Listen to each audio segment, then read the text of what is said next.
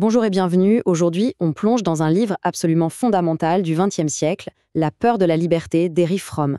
Et ce livre, il part d'une question qui a l'air toute simple, mais qui est en fait profondément dérangeante. Voilà le grand paradoxe que Fromm met sur la table dès le début. Pensez-y. Après des siècles de révolution, de combats pour se défaire du joug des rois, de l'Église, comment se fait-il qu'une partie de l'humanité ait semblé si pressée de faire marche arrière? C'est ce grand mystère qu'on va tenter de percer ensemble. Et attention, Fromm ne parle pas d'une simple conquête par la force. Non, non, il insiste sur un fait qui dérange. En Allemagne, en Italie et ailleurs, des millions de gens se sont littéralement jetés dans les bras du totalitarisme. Ce n'était pas juste une défaite, c'était une reddition, presque un désir de fuir cette liberté devenue trop lourde à porter. Alors pour comprendre cette peur, il faut faire un petit bond en arrière. Il faut remonter à la naissance même de la liberté, ou pour être plus précise, à la naissance de l'individu moderne. C'est vraiment là que toute l'histoire commence. Le contraste est saisissant. D'un côté, on a la vie médiévale. Certes, elle était très restrictive, mais elle offrait une chose précieuse, la sécurité psychologique. Chacun avait sa place, un rôle bien défini, un sentiment d'appartenance. Et de l'autre, on a la vie moderne. Elle nous offre l'indépendance, une infinité de choix. Mais à quel prix? Celui de cette sécurité. On est libre, oui, mais souvent terriblement seul, face à une concurrence de tous les instants et ce sentiment diffus d'être tout petit et impuissant. Et cette citation que Fromm reprend résume ça à la perfection. L'idée même d'un individu séparé de son groupe, ça n'existait pas vraiment.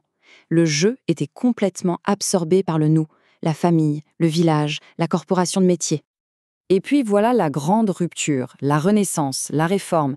Ces mouvements font exploser les anciens cadres. L'individu émerge enfin. Il peut se tenir debout par lui-même. C'est une victoire monumentale, bien sûr, mais elle vient avec une nouvelle charge, un nouveau poids. Le fardeau de la solitude et l'angoisse qui va avec. Alors, une fois face à cette angoisse, que fait l'être humain?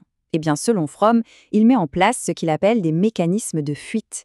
Ce sont des stratégies psychologiques pour échapper au poids de cette liberté qui peut devenir insupportable. Le principal mécanisme de fuite, c'est le caractère autoritaire. Et là, il faut bien comprendre que c'est un double mouvement. Ce n'est pas juste l'envie de se soumettre. C'est à la fois un désir de fusionner avec une force plus grande que soi, de se laisser porter, et en même temps un besoin de dominer, de contrôler tout ce qui est perçu comme plus faible. Fromm parle d'un mélange de masochisme et de sadisme. Concrètement, ça donne quoi? D'abord, une fascination pour le pouvoir en tant que tel, peu importe ses valeurs, et à l'inverse, un mépris, un dégoût total pour la faiblesse, pour l'impuissance, qui va souvent se transformer en agression. C'est aussi cette tendance à se soumettre à des forces qu'on imagine invincibles, comme le destin, et du coup toute l'hostilité, toute la rage n'est jamais dirigée vers le haut, vers les puissants, mais toujours vers le bas, vers les plus faibles. Et là, Fromm fait une distinction qui est absolument cruciale. Il y a deux façons de comprendre le mot « pouvoir ». Il y a le pouvoir sur les autres, la domination, et il y a le pouvoir de faire quelque chose, l'aptitude, la capacité. Et pour lui, la soif de domination n'est pas du tout un signe de force, mais au contraire, un signe de faiblesse profonde. C'est le symptôme d'une incapacité à être maître de sa propre vie. Bon, maintenant qu'on a posé les bases de cette psychologie, voyons comment elle s'est appliquée de la manière la plus tragique et la plus spectaculaire qui soit, le fascisme. Il faut vraiment se remettre dans le contexte de l'Allemagne de l'entre-deux-guerres. Pour la classe moyenne inférieure, c'était le chaos. Ruinée par l'inflation, ayant perdu son statut, elle se sentait complètement isolée, insignifiante, prise en étau. C'était un terreau absolument parfait pour que le nazisme vienne offrir une pseudo-solution à toute cette angoisse. Cette citation tirée de Mein Kampf est glaçante, mais elle est l'illustration parfaite de la mentalité autoritaire. D'un côté, on a la soumission à un grand destin, à une civilisation supérieure. Et de l'autre, on a le désir sadique de domination, de devenir un peuple de maîtres. C'est l'essence même de cette fuite. Au fond, le pacte que propose le fascisme est assez simple. Abandonne ton moi individuel, si fragile, si angoissé, et en échange, tu pourras participer à une puissance collective, écrasante, glorieuse. L'individu disparaît, c'est vrai, mais son sentiment d'impuissance disparaît avec lui. C'est ça l'évasion. Bon, on pourrait se dire, ok, tout ça, c'est l'histoire ancienne, ça concerne les régimes totalitaires, pas nous. Mais c'est là que la pensée de Fromm devient incroyablement percutante pour notre époque. Il nous met en garde. La fuite de la liberté, elle existe toujours, mais elle prend des formes beaucoup plus subtiles.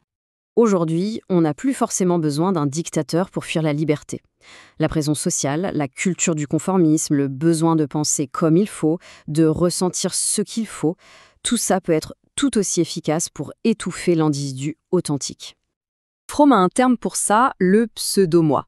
C'est un concept génial. C'est une sorte de moi de substitution, un moi caméléon qui va adopter les pensées, les émotions et les désirs de son environnement. Et le plus fou, c'est qu'il le fait en ayant l'impression d'être totalement original et authentique. Et ça nous amène à nous poser une question un peu inconfortable. Quand on exprime une opinion, est-ce qu'elle vient vraiment de nous ? Fromm remarque que bien souvent, on ne fait que répéter une opinion qu'on a lue dans un journal, entendue à la radio ou vue sur les réseaux sociaux. On se l'approprie, on trouve de bonnes raisons de la défendre, mais à l'origine, cette pensée n'est pas le fruit de notre propre activité mentale, c'est une pseudo-pensée. Et ce qui vaut pour les pensées vaut aussi pour les sentiments. Comment savoir si ce que l'on ressent est vraiment spontané, ou si c'est une sorte de réaction apprise, conditionnée ? Pensez par exemple à la convivialité de façade, au sourire automatique de l'employé du mois. La société nous apprend très jeune à cacher certains sentiments, comme la colère ou la tristesse, et à en surjouer d'autres, jugés plus acceptables. Ce ne sont pas des sentiments hypocrites, mais ils ne sont plus spontanés. Ils deviennent des réflexes, des pseudo-sentiments. L'aboutissement de tout ce processus, Fromm l'appelle l'automate. C'est une personne qui a perdu le contact avec son moi profond, avec ses pensées et ses sentiments originels. Une personne qui s'adapte parfaitement à la société, mais qui, au fond, a cessé d'être elle-même. Face à ce constat qui peut paraître un peu sombre, est-ce qu'il y a une issue ? Est-ce qu'on est condamné à fuir ? Heureusement, Fromm ne nous laisse pas là. Il propose une voie pour retrouver une liberté qui ne soit plus un fardeau, mais un véritable épanouissement. Pour Fromm, la vraie liberté, la liberté positive, ne se trouve pas dans un isolement total, mais au contraire dans une nouvelle forme de lien avec le monde. Un lien qui n'écrase pas l'individu, mais qui l'affirme. Comment ? À travers l'amour, le vrai, et le travail créatif et productif. Il s'agit en fait de retrouver la spontanéité de notre moi originel. En fin de compte, la question que Fromm nous laisse n'est pas tant de savoir si on est libre, mais plutôt si on a le courage de vraiment l'être.